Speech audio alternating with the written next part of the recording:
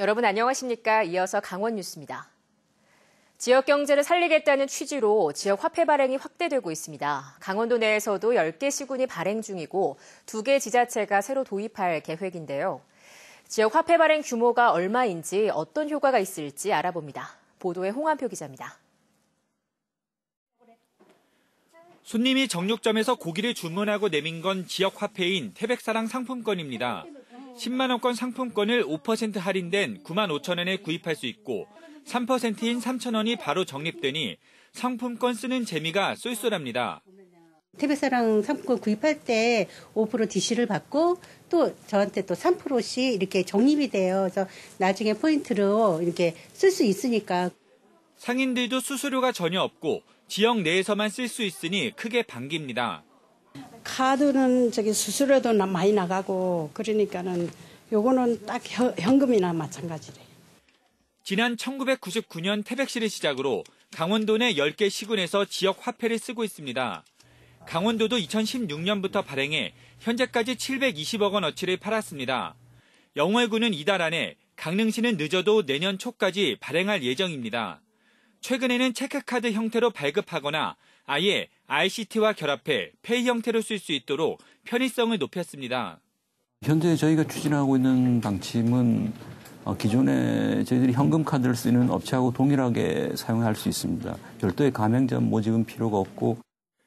정부에서 지역 화폐 발행액의 4%를 지원해 주는데 발행액이 크게 늘고 있습니다. 지난해 발행된 규모는 3,700억 원 정도. 지역 화폐는 올해 전국적으로 발행액이 2조 3천억 원에 달할 정도로 급증하고 있습니다. 지역 화폐는 다른 지역으로의 유출이 없기에 지역 내 소비를 촉진시킬 수 있습니다. 산천어 축제에서 상품권을 내주는 화천군 등 전국 곳곳에서 지역 경기 활성화 효과를 톡톡히 보고 있습니다. 그 지방 주민들이 그 지역에서 소비를 할 수 있게 함으로써 지역 경제를 활성화시킬 수 있는 요인이 될 것입니다. 이 때문에 이미 지역 화폐를 도입한 지자체도 발행 규모를 확대할 계획입니다. 내년부터는 마케팅 차원에서 그 유통 방법을 획기적으로 개선해서 100억 정도로 목표로 해서 지역 경제에 도움도 주고. 지자체는 지역 경제 활성화를 위해 온라인이나 대형 유통업체의 사용을 제한하고 정부에서도 내년에는 3조 원대로 발행을 늘린다는 계획입니다. MBC 뉴스 홍한표입니다. 강원 출신 작가들이 참여한 강원국제예술제가 홍천에서 열리고 있습니다. 군사시설로 이용됐던 탄약 정비 공장이 전시 공간으로 바뀌어 전쟁과 분단의 아픔을 예술의 세계로 승화하고 있습니다. 김상훈 기자가 다녀왔습니다.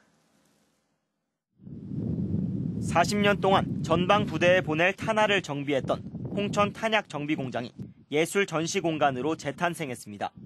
삭막했던 군사기지 공장 벽면은 총알 대신 물감으로 새로운 벽화의 작품 무대가 됐습니다. 공장 내부에는 실제로 탄약이 돌아가던 컨베이어 벨트와 정비 기계가 남아있어 긴장감을 느낄 수 있습니다. 하지만 전쟁을 위해 다듬어진 포탄이 아닌 탄피 오브제를 이용한 작가의 독특한 작품이 자리를 잡았습니다. 전쟁 시대가 끝나가고 있지 않습니까? 그래서 이제는 이게 소재가 평화를 위한 하나의 작품으로서 대중과 같이 호흡하고자. 이번 강원국제예술제에는 강원도에서 태어나거나 활동하고 있는 작가 21명이 참여해 작품 80여 점이 전시되고 있습니다. 조각가 회화, 설치 예술 작품 속에는 분단도인 강원도의 아픔이 고스란히 담겼습니다. 분단의 해소와 그다음에 폭력성 그리고 그것을 우리가 좀 담아내서 좀 화합으로 가는 길이 어디인지를 좀 가늠해보고자 전시를 기획했습니다. 주민과 작가가 함께 만든 작품도 선보였습니다. 정착 생활을 상징하는 토기와 공동체 파괴를 암시하는 탄알의 형상을 이중적으로 표현한 작품은 올해 추수를 끝내고 남은 볏짚 2톤가량을 사용했습니다. 이런 경우는 시골에서 주민들이 농사꾼들은 할 수 있는 경우가 없거든요. 그러다 보니까 너무 우리 잘했다. 자유와 관용의 딜레마라는 주제로 열린 올해 강원국제예술제는 홍천 미술관과 옛 탄약 정비 공장 일원에서 다음 달 3일까지 계속됩니다. MBC 뉴스 김상훈입니다. 민주노총과 정의당 등 도내 10개 사회단체와 정치권으로 구성된 강원 연석회의가 오늘 강원도청 앞에서 민중대회를 열고 11대 요구안을 발표했습니다. 요구안에는 비정규직 철폐와 농민수당 조례 제정, 선지원 후추첨 고교 배정 방식 철회와 레고랜드 백지화 등이 담겼습니다. 이들은 문재인 정부와 여당이 적폐 청산과 사회 불평등 해소에 역주행하고 있다며 오는 30일 전국 민중대회에 참가하는 등 11대 요구안이 실현될 때까지 투쟁하겠다고 밝혔습니다. 이낙연 국무총리가 평창 박림 농공단지에 있는 배추 출하 조절 시설을 방문해 무 배추 공급 물량과 가격 상황을 점검했습니다. 이 총리는 이 자리에서 관계자들에게 김장철마다 반복되는 무, 배추와 양념류의 가격 문제를 안정화시킬 수 있는 방안을 마련하고 점점 김장하는 가구와 김치 소비가 줄어드는 상황에 맞게 유통 시스템도 바꿔야 한다고 당부했습니다. 평창 배추 출하 조절 시설은 고랭지 무 배추의 적절한 수매와 방출을 통해 가격 안정을 도모하기 위해 지난 2014년 전국 최대 규모로 건립됐습니다. 오늘 춘천 송암 스포츠타운에서 올해 마지막 홈경기를 치른 강원FC가 대구FC에 2대4로 졌습니다. 후반 초반까지 0대3으로 뒤지던 강원은 최치원과 이호인의 만회골로 1점 차로 추격했지만 후반 추가 시간 대구가 한 골을 더 터뜨리면서 반전의 불씨를 살리지 못했습니다. 이로써 강원은 리그 6위로 한 단계 내려가 이번 시즌 마지막 경기인 다음 달 1일 전북 현대전 결과와 상관없이 3위까지 주어지는 아시아 챔피언스리그 진출이 어렵게 됐습니다.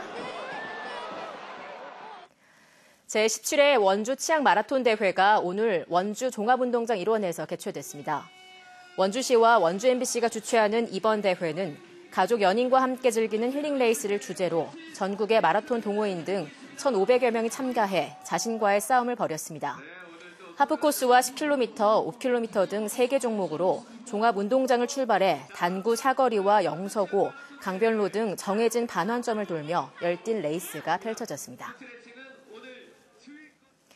프로농구 원주 DB가 주전들의 잇따른 부상에도 3연승에 성공하며 선두 SK를 바짝 추격하고 있습니다. DB는 오늘 원주 종합체육관에서 열린 서울 삼성과의 맞대결에서 21득점을 올린 그린과 신인 김훈이 17득점으로 맹활약하며 92대 82로 승리했습니다. DB는 다음 달 4일까지 휴식기를 가진 뒤 부상에서 복귀하는 선수들과 함께 선두 탈환에 나섭니다. 2017년 현재 강원도의 10인 이상 제조업체는 1,000개로 10년 전보다 37% 늘어난 것으로 나타났습니다. 강원지방통계지청에 따르면 같은 기간 전국 평균 증가율은 18.8%로 강원도가 훨씬 높았습니다. 시군별로는 속초시가 173%로 제조업체 증가율이 가장 높고 삼척시는 86.7%, 원주시는 52.9%를 기록했습니다. 10인 이상 제조업체 종사자는 2017년 3만 7천 명으로 10년 전보다 39.4% 증가했습니다. 올해 도내 고랭지 감자와 고추, 참깨 생산량이 전년보다 크게 늘었습니다. 통계청에 따르면 올해 도내 고랭지 감자 생산량은 13만 8,300여 톤으로 지난해 9만 1,000여 톤보다 51.6% 늘었습니다. 고추와 참깨 생산량은 5,791톤과 440톤으로 전년보다 각각 18.4%, 35.3% 늘었습니다. 이는 각 작물의 가격 상승과 작황 호조 등으로 재배 면적이 늘었기 때문입니다. 정선 지역 업체 2곳이 환경관리 부실로 적발됐습니다. 원주지방환경청이 환경 법령 반복 위반 업소에 대한 특별 단속에 나선 결과 정선의 석회 제조업체와 비금속 관련 업체 등 2곳이 비사먼지 발생 억제 조치 미흡으로 적발돼 행정처분을 받았습니다. 이와 함께 영월의 석회 제조업체 한 곳도 비사먼지 발생 억제 조치 미흡으로 행정처분을 받았습니다. 뉴스를 마칩니다. 고맙습니다.